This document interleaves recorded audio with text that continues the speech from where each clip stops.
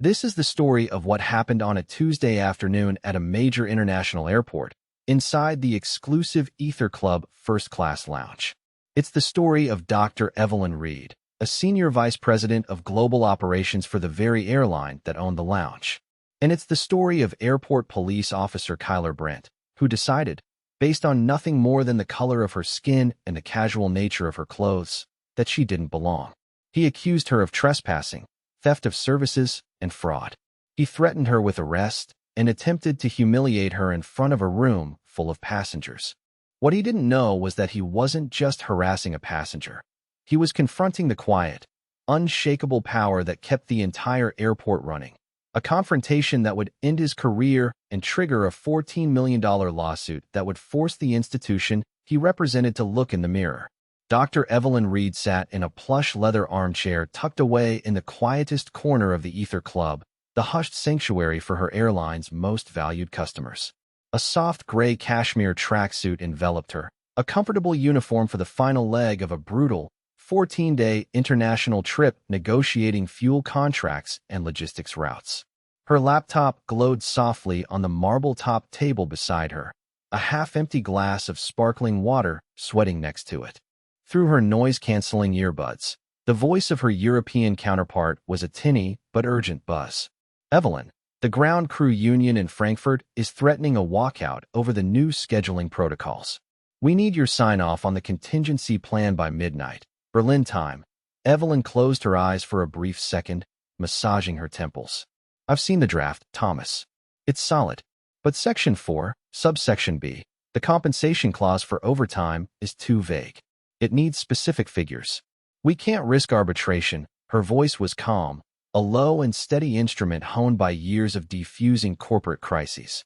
She was a master of controlled chaos, a high-stakes chess player who saw the board 20 moves ahead. It was this preternatural calm that made her one of the most effective executives in the industry. It was also a trait born of necessity, a lifetime of navigating spaces where her presence was questioned, her authority second-guessed. The subtle shift in the atmosphere registered first as a shadow falling over her laptop screen. She didn't look up immediately, still focused on Thomas's panicked response.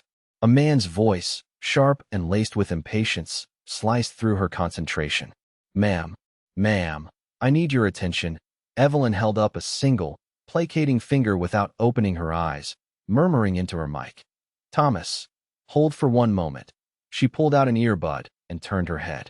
Standing over her was an airport police officer. He was tall and broad. His uniform stretched taut across his chest, the name tag reading Brent in stark capital letters. His posture was aggressive, feet planted wide, one hand resting casually on the butt of his holstered weapon. His eyes, however, were what truly communicated his intent. They swept over her, from her comfortable sneakers to the simple gold hoops in her ears, and landed on her face with a look of profound, undisguised skepticism. It was a look she knew intimately, the look that said, "You do not belong here." "Can I help you, officer?" she asked, her voice maintaining its even keel. "I need to see your boarding pass and identification," he demanded. It wasn't a request. The words were clipped, perfunctory, the tone of a man who had already reached his verdict. "This is a restricted lounge." Evelyn gestured vaguely with her chin toward the gleaming reception desk visible across the expansive room. "I presented them upon entry not 20 minutes ago. Is there a problem?" Officer Brent's lips tightened into a smirk. "The problem is I'm asking for them now. A complaint was made. So let's see them. Boarding pass. ID." Now he leaned in slightly, his voice dropping to a conspiratorial, condescending whisper. "Look, we can do this easy, or we can do this hard. Your choice." The sheer audacity of it, the textbook execution of baseless authority, was almost breathtaking. Around them, the quiet hum of the lounge had begun to falter. A businessman a few seats away lowered his newspaper. A couple sipping champagne glanced over, their conversation tapering off. Evelyn felt the familiar, weary tightening in her chest, the unwelcome rush of adrenaline that came with being singled out. She was not just a passenger being questioned. She was a black woman being challenged in a space he had deemed too good for her. She looked at his expectant, smug face and made a decision. She would not be rattled. She would not be intimidated. She would be exactly who she was. calm, methodical, and in control. "Officer," she said, her voice dropping to a precise, almost surgical quietness. "I am on a business call with our European Operations Center. As soon as I am finished, I will be happy to provide you with the documents you've requested." She started to put her earbud back in, a clear dismissal. It was a calculated risk, a test of his composure. He failed it spectacularly. His hand shot out and slapped the table, the sharp crack echoing in the silent room. "No, you'll do it now. Call's over. Show me your papers, or I'm escorting you out of here for trespassing." The officer's open palm lingered on the cool marble of the table, a clear act of physical intimidation. The sound had been like a gunshot in the cathedral-like quiet of the lounge. Every head turned. Conversations died completely, replaced by a tense, waiting silence. Dr. Evelyn Reed looked from his hand to his face, his eyes blazing with a self-righteous fire. He believed he was righteous. He believed he was rooting out an imposter, and the thrill of the confrontation was written all over his smug features. She slowly, deliberately, removed her other earbud and placed it on the table. Into her phone's microphone, she said, "Thomas, I have a situation here I need to resolve. Execute the contingency plan as drafted, but I want a full review of the compensation clause on my desk by morning. I'll sign off from New York. Read out." She ended the call, the silence in the room now feeling heavy, charged with expectation. The world had shrunk to this small, ugly tableau: the arrogant cop, the calm black woman, and the silent, watching audience. "All right, Officer Brent," she said, her voice devoid of any emotion except a profound weariness. "You have my full attention. What, exactly, is the nature of the complaint?" He straightened up, puffing out his chest, emboldened by her compliance. "The complaint is that you don't have authorization to be in this facility. This is the Ether Club. It's for first-class international passengers and Diamond Elite members. Not for people who sneak in behind someone else." He gestured dismissively at her attire. "You don't meet the profile. There it was, the ugly, unvarnished truth of the matter. She wasn't wearing a suit. She wasn't white. She was, in his mind, a statistical anomaly, a thief who had somehow breached the walls of this gilded cage. "The profile," she repeated softly, the words tasting like ash in her mouth. "And what profile is that, officer?" He scoffed, a short, barking sound of derision. "Don't play dumb with me. People pay thousands of dollars for the privilege of being here. You think you can just waltz in wearing that?" He waved a hand at her cashmere tracksuit, a gift from a Parisian design house after a successful negotiation, but to him, it was just a sweatsuit. "Let's see the boarding pass. And the credit card you used to purchase this supposedly first-class ticket." The accusation was clear. Not only was she a trespasser, but she was likely a fraud, using a stolen credit card to fund a lifestyle she couldn't possibly afford. The humiliation was a physical thing, a hot flush that crept up her neck. She fought it down, forcing her expression to remain a mask of placid neutrality. She reached for her phone, unlocked it with her thumb, and pulled up the airline's app. The screen glowed with a digital boarding pass. First class, seat 1A. Her name, Dr. Evelyn Reed, was clearly displayed, along with her Diamond Elite status, the highest tier of loyalty the airline offered. She held the phone out for him. Brent snatched it from her hand, his fingers unpleasantly slick against the glass. He peered at the screen, his brow furrowed in concentration, as if willing the words to rearrange themselves into something that confirmed his suspicions. He grunted. "Easy enough to fake these things. A good Photoshop job can do wonders. Let's see the ID." A government-issued ID to match the name on this screen. Evelyn reached into her travel bag, a well-worn but clearly expensive leather tote, and retrieved a small wallet. She produced her driver's license and placed it on the table. He picked it up, comparing the photo to her face, then back to the name on the phone screen. For a moment, he seemed to be at a loss. The evidence was there, plain and simple, but his prejudice was a stronger force than facts. He couldn't let it go. He couldn't admit he was wrong. "The names match," he conceded grudgingly, tossing the license back onto the table. "But that doesn't explain how you paid for it. We've had a string of credit card scams. People using stolen numbers to buy last-minute premium tickets." He was doubling down, digging himself deeper into a hole of his own making. The witnesses were growing bolder. A young man in a hoodie, who looked like he'd just stepped out of a tech startup, now had his phone up, discreetly but unmistakably recording the entire interaction. An older woman whispered to her husband, her face a mask of disapproval. The tension was becoming unbearable. "Officer," Evelyn said, her patience finally fraying at the edges, "you have seen my boarding pass and my government-issued identification. On what grounds are you continuing to detain and question me?" His smirk returned, wider this time. He had found his footing again. "On the grounds of my professional discretion. I'm detaining you for investigation into theft of services and potential credit card fraud. Now, are you going to cooperate? Or do I have to place you in cuffs and walk you out of here in front of all these nice people?" He unsnapped the keeper on his holster, a small but significant gesture. The threat was no longer veiled. It was raw, public, and aimed directly at her. The mention of handcuffs hung in the air, a metallic, final threat. It was the ultimate tool of humiliation, the physical manifestation of his power over her. In his mind, the scenario was playing out perfectly. The defiant suspect, the righteous officer, the inevitable submission. He saw her as a cornered animal, and he was enjoying the process of breaking her. Dr. Reed looked at the handcuffs, then back at his face. The smirk, the entitled arrogance, the absolute certainty of his own rightness. She saw not just Officer Brent, but a long line of men just like him who had used their badges as shields for their bigotry.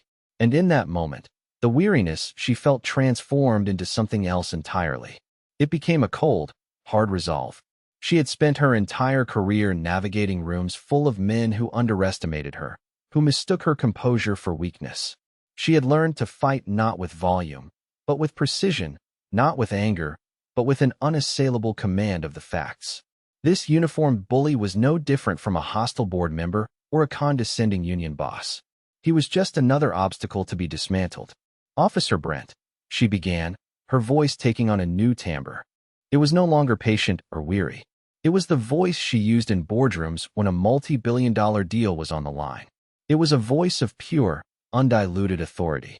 "Let me be perfectly clear. You are not going to place me in cuffs.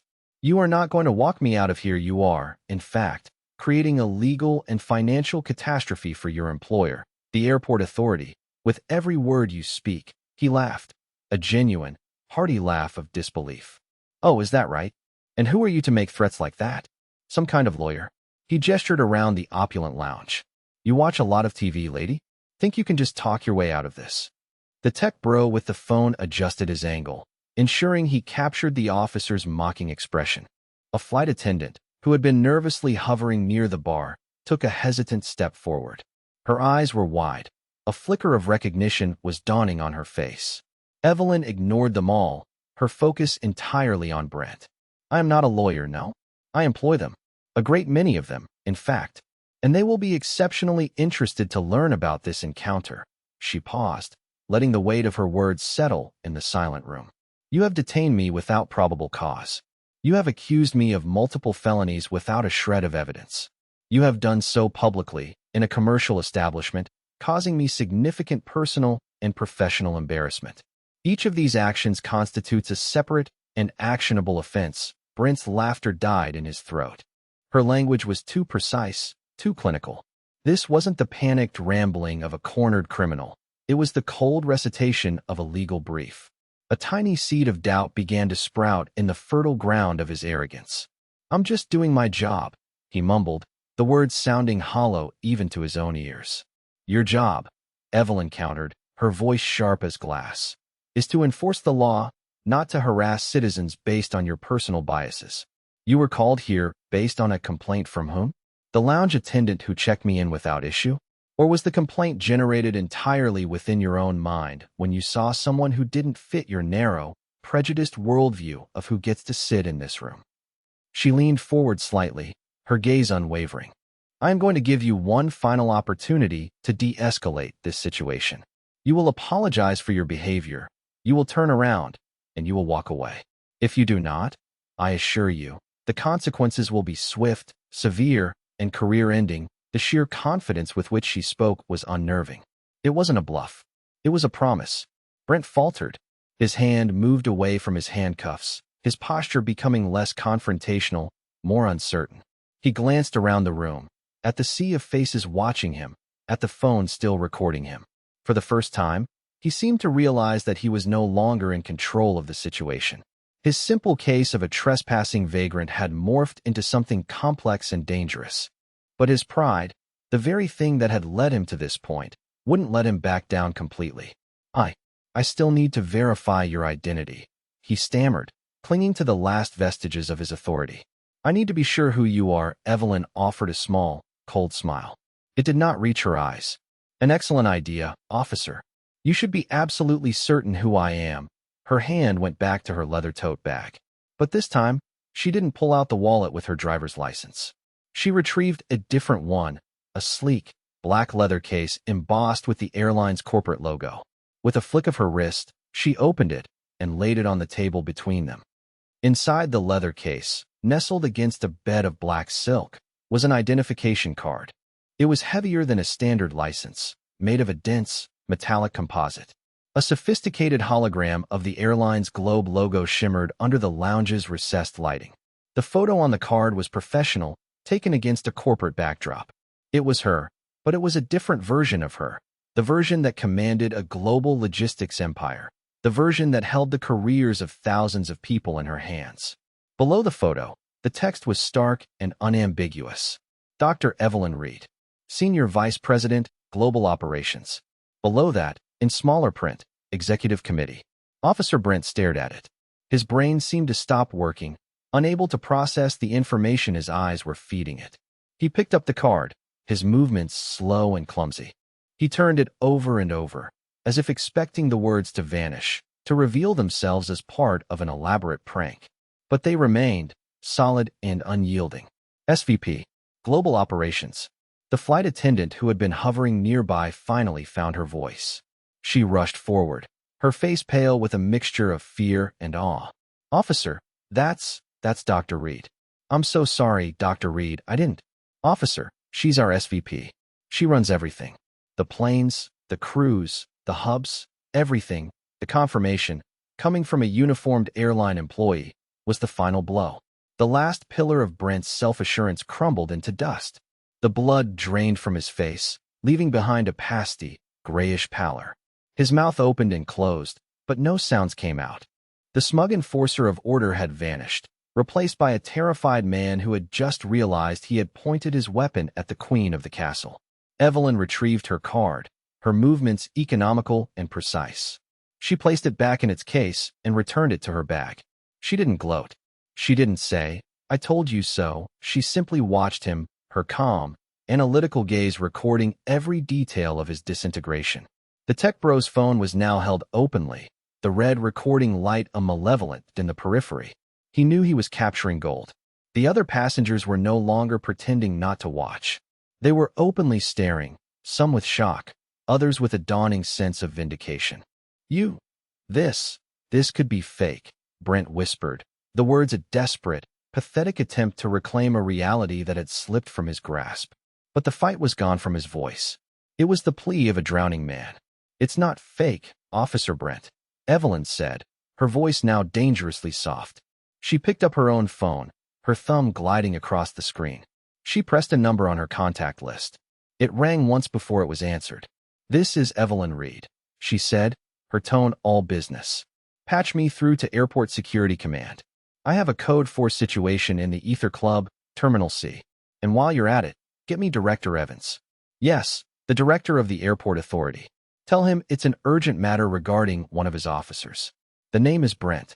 Brent." Every word was a hammer blow, dismantling his career piece by piece. She was no longer just a victim of his prejudice. She was the system itself, activating its highest levels with a single phone call. She held the phone to her ear, but her eyes never left his. "You wanted to verify my identity, officer. Consider it verified. You wanted to know if I belonged here. Let me be clear. This lounge, this terminal, in a very real sense, this entire airport's viability depends on the successful operation of the company for which I am a senior executive. My signature is on the lease agreements, the vendor contracts, and the operational budgets that, ironically, help pay your salary. So, to answer your question, yes, I belong here. The real question, Officer Brent, is do you?" The silence that followed was absolute. Officer Brent stood frozen, a statue of pure panic. He was no longer a cop confronting a suspect. He was a low-level employee who had just monumentally insulted the CEO. His world had been turned completely upside down in the space of 30 seconds, all because he couldn't see past a black woman in a tracksuit. His radio crackled to life, a frantic voice on the other end. "All units, report from Officer Brent. We have a call from Airline Executive Command regarding your location. What is your status?" He didn't answer. He couldn't. He just stared at the woman who was calmly, methodically, and legally ending his life as he knew it. The arrival of higher authorities was not a slow, measured response. It was a frantic, panicked scramble. Within 90 seconds, two figures burst into the lounge, their faces etched with alarm. The first was the lounge's general manager, a man in a tailored suit whose professional smile had been replaced by a mask of sheer terror. The second was a police captain, his uniform adorned with the insignia of a much higher rank than Brent's. The captain's name tag read Morales, and his eyes darted around the room, taking in the scene. The silent, staring passengers, the young man with the recording phone, the pale, frozen Officer Brent, and the impeccably composed woman at the center of it all, still on her own phone. Captain Morales's gaze fell on the executive ID that Dr. Reed had momentarily placed back on the table. He didn't need to pick it up. He recognized the design, the authority it signified. His face, already grim, tightened further. He knew, instantly, that this was a full-blown, Category 5 disaster. "Dr. Reed," he asked, his voice respectful, almost deferential. Evelyn ended her call with a quiet, "I expect a call back in 5 minutes," and gave the captain her undivided attention. "Captain Morales," she acknowledged, her tone cool and even. "I'm glad you could join us. Your officer was just verifying my credentials." The bitter irony in her words was unmistakable.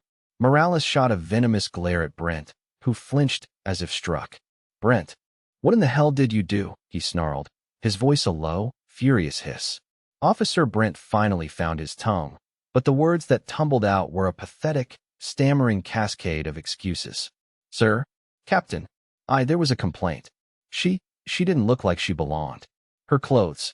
I was just following protocol. I suspected possible fraud."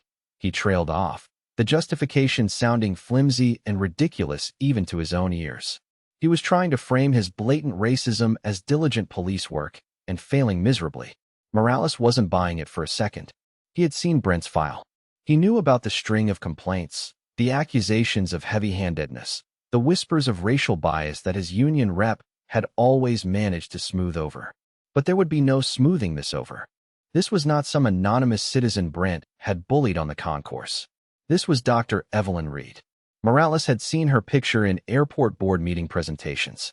He knew exactly who she was and the immense power she wielded. He turned his back on Brent, a clear gesture of dismissal, and faced Evelyn directly. "Dr. Reed, on behalf of the Airport Authority Police Department, I want to offer my sincerest, most profound apologies for the behavior of this officer. This is inexcusable. It is not representative of our department or our standards." The lounge manager, wringing his hands, chimed in. "Yes, Dr. Reed. Please, accept our apologies as well. Is there anything we can get you? Champagne? Your favorite meal from the chef?" It was a desperate, fumbling attempt to turn back the clock, to appease the titan whose wrath they had incurred. Evelyn held up a hand, silencing them both. Her gaze was fixed on Captain Morales. "Your standards, Captain? Based on my experience this afternoon, your standards appear to involve the baseless detention and public humiliation of a black woman based on an officer's personal, racist assumptions. Your officer accused me of trespassing in my own company's lounge. He threatened me with arrest. He attempted to put me in handcuffs. So please, spare me the boilerplate apologies about this not being representative of your department. Today, Officer Brent was the face of your department. And it is an ugly face indeed," the captain visibly winced. The public, formal rebuke, delivered with such icy precision, was more damning than any shouting match could ever be. He knew she was right. He also knew that every word she spoke was increasing the cost of the inevitable lawsuit. "Dr. Reed, I assure you, we will be conducting a full and immediate internal investigation," Morales said, his voice strained. Officer Brent will be placed on administrative leave, effective immediately. Brent, give me your badge and your service weapon. Now, Brent looked as if he'd been tasered. Captain, sir, please. Now, Brent. Morales roared. The entire lounge watched in stunned silence as Officer Kyler Brent, the arrogant enforcer, fumbled with the clip on his belt. His hands were shaking so badly, he could barely unholster his weapon. He placed it on the table, followed by his badge, the metallic clink sounding unnaturally loud in the quiet room. He looked utterly broken, his face a wreck of confusion, shame, and terror. He had started his shift feeling powerful, a king in his small kingdom. Now, he had been publicly stripped of his authority, his identity, by the very person he had tried to victimize. The power dynamic had not just shifted, it had been inverted with brutal, devastating force. The young man's phone had not stopped recording. He captured the entire ritual of degradation, the badge, the gun, the captain's furious face, and Brent's utter collapse. This was the money shot. This was the clip that would go viral. Dr. Evelyn Reed watched the transfer of badge and weapon with a dispassionate, almost clinical detachment. There was no triumph in her expression, no flicker of satisfaction at Officer Brent's public humiliation. There was only a deep, abiding sorrow. This entire, ugly spectacle could have been avoided. It was a wound inflicted not just on her, but on the very idea of justice and equality, and it had been entirely self-inflicted by one man's refusal to see beyond his own prejudice. She rose from her chair, her movements fluid and graceful, betraying none of the turmoil that had been forced upon her. She picked up her leather tote bag and her laptop. The flustered lounge manager rushed forward. Dr. Reed, please, your flight doesn't leave for another hour. Let us make this right. We can arrange a private suite for you. That won't be necessary, she said, cutting him off gently but firmly. My desire to relax here has, as you can imagine, evaporated. She turned to Captain Morales, who was still standing over his disgraced officer. Captain, your internal investigation is a procedural necessity, I understand that. But do not for one moment believe that it will be the final word on this matter. Her gaze was direct, leaving no room for misunderstanding. My legal team will be in contact with the Airport Authorities Council before the end of the business day. I expect you will preserve all evidence related to this incident, including Officer Brent's body camera footage, any surveillance video from this lounge, and the official record of the complaint that supposedly initiated this. She glanced pointedly at the young man who was now lowering his phone, a look of grim satisfaction on his face. I have a feeling there will be no shortage of evidence. With a final, brief nod, she turned and walked away.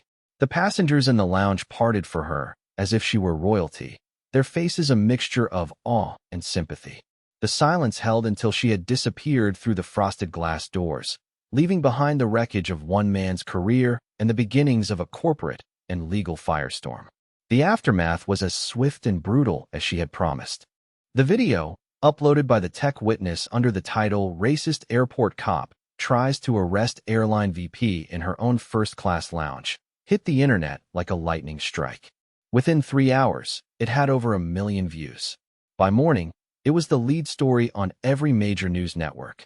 The shaky phone footage, combined with the crystal-clear audio, was damning. It captured Brent's condescending tone, his escalating aggression, his dismissive laugh, and the ultimate, catastrophic moment of realization as he stared at Dr. Reed's executive ID. The court of public opinion delivered its verdict instantly and unanimously. Officer Kyler Brent became the face of institutional racism in law enforcement, a walking symbol of abusive authority. The airport authority went into full crisis mode. Their initial statement, a weak offering about an unfortunate interaction, was torn to shreds online. A second, more contrite statement followed, announcing Brent's suspension without pay. By the end of the week, facing overwhelming public pressure and the threat of boycotts, the authority announced that Kyler Brent's employment had been terminated. But it was far from over. As promised, Dr. Reed's lawyers filed a $14 million lawsuit against the airport authority and the city. The complaint was a masterclass in legal prose, detailing counts of racial profiling, unlawful detainment, defamation of character, and intentional infliction of emotional distress. It cited Officer Brent's history of complaints as evidence of a systemic failure by the department to discipline or retrain officers with clear biases. The lawsuit wasn't just about money. It was an indictment of a system that allowed a man like Brent to wield a badge and a gun. Dr. Reed herself remained silent for weeks, refusing all interview requests. When she finally released a statement through her attorneys, it was as precise and powerful as her words in the lounge had been. This incident was not about a misunderstanding or a breach of protocol, the statement read. It was about a deep-seated prejudice that views blackness as inherently suspicious and out of place in spaces of success and privilege. Officer Brent did not see a senior executive, a traveler, or even just a woman resting between flights. He saw a threat to his established order. He saw a black woman who, in his mind, simply could not belong. The goal of this lawsuit is not personal enrichment. Any and all damages awarded will be donated to charities dedicated to police reform and scholarships for minority students. The goal is accountability. It is to ensure that the institutions that pledge to protect and serve all citizens are forced to confront the biases that fester within them. The uniform is meant to be a symbol of safety, not a license for prejudice. Until that is true for everyone, regardless of the color of their skin, our work is not done. The statement was a final, powerful mic drop. It reframed the narrative from a personal grievance to a public crusade. She had taken her humiliation and transformed it into a weapon for systemic change, proving once again that true power wasn't about shouting the loudest, but about having the unshakable conviction to stand your ground and demand what is right. The quiet corner of the Ether Club became an unlikely monument to a battle that should never have had to be fought, a place where a calm, controlled executive had proven that the most formidable authority comes not from a badge, but from the quiet dignity of knowing your worth in a world determined to deny it.